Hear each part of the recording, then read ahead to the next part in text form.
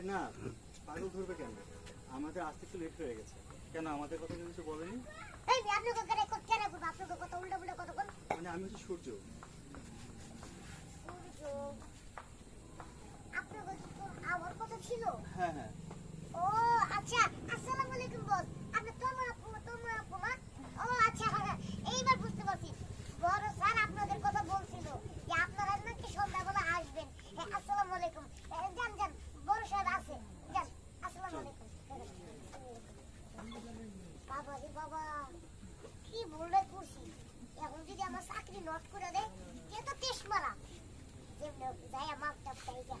আমার তো ভুল হয়ে গেছিল, না জানি কি করে চাকরি মনে হচ্ছিল বসতে।